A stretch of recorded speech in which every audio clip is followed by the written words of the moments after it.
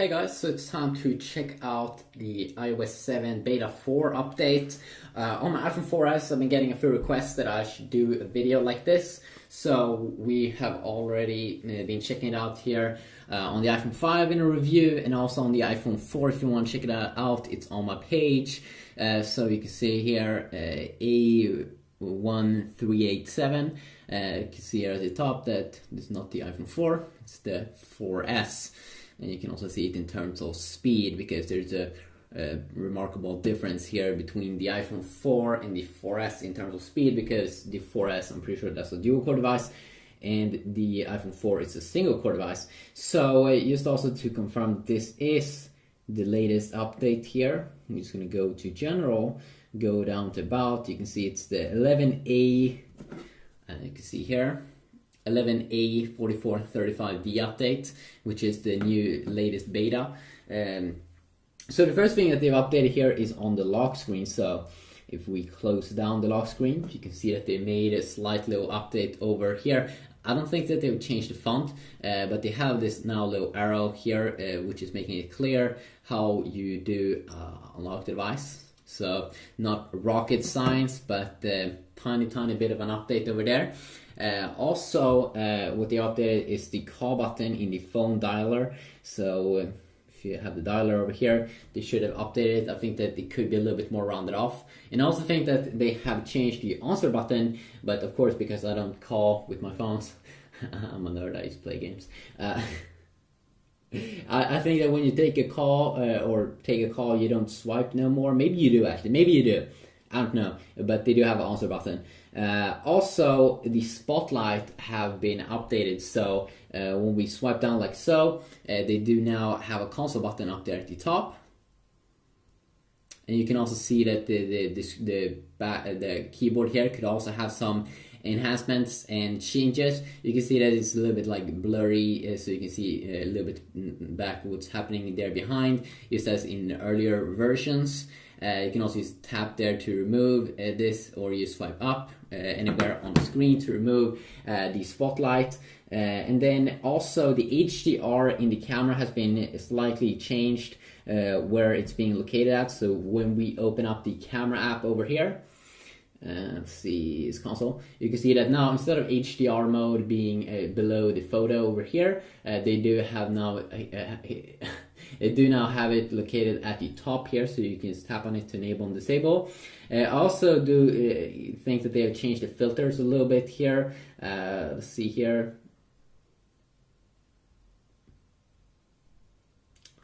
Why can I open up filters?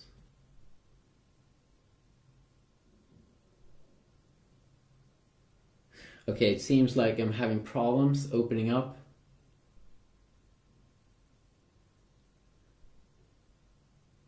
I can't swipe to the new page. Maybe something is... Okay, there we go. So maybe some kind of glitch over there that I just did discover. I've heard that they have made this filter, could have optimized it a little bit, or made some changes to it. And then I've also heard that it may not even have been available on the iPhone 4S in the beta 3. It's still not available in the beta 4 on the iPhone 4, but at least here you do get it on the 4S. So it could be some updates also to the filters. You did also see some glitches over there. I did see in the camera app that hopefully they can fix in future beta updates. Also, one of my favorite features with this new update is that when we swipe down like this, we can now in the notification center, we can swipe to the next panel. So you can swipe between today, all missed. Extremely useful update, which is probably one of the best updates ever in the new beta. Also, I do say also a lot in this video probably. The main app have an update to image download, and then if we check out Safari, we do have some UI tweak updates. And if we open up the bookmark section over here, so I'm just going to first load it here. I can definitely check out the browser in another video. There we go. So if I tap here, you can see that they made some UI tweaks and enhancements in how it looks like in here. which is probably overall a nice update. Then they also have updated another thing, and that is that in reminders you can now search if you swipe down like that. So just as the spotlight, you now have a search in here, which is pretty awesome. If we check out another app here, let's see here if we can find it. The newsstand app could be a little bit different in the UI. At least it's been revamped on the iPhone 5, I'm pretty sure, when I did check it out. I'm not quite sure though if it's the same in the iPhone 4 and the 4S, because I don't want to go and find my iPhone at the moment. I'm lazy. I'm so lazy. As I said, with the keyboard, that they could have made some keyboard updates, some small things. And then when you set up the phone, your iPhone 4S, the first time, or any other phone, I've heard that they have fixed now a better back button during the setup, so that could be great. Then we have more updates over here, that the AirPlay icons should be updated a little bit, some UI tweaks, and when you listen to music, they should now have the shuffle all songs back. Overall, it should be better animations. Transparency in folders should be better as well. So that, of course, is a good little thing. You can see the animations over here. When I double tap, sweet animations. We can check out the control center as well. You can see it's working great here with animations and everything. No problems or issues. If we move on now, and I've heard that they made some updates here to a function here, which I'm really not sure how it works, but when we go back here to notification center, and we go down a little bit here, and let's see here, completed uploads. They should have made an update over here, so completed uploads, that you can now have like notifications, show them in notification center. I think that's the update, but I'm not sure what completed upload is really. Siri have a new function also, or it's not a major thing, but if you hold in here and tap on this little help button, we have a new Q&A where you can see some tips, what you can ask Siri basically.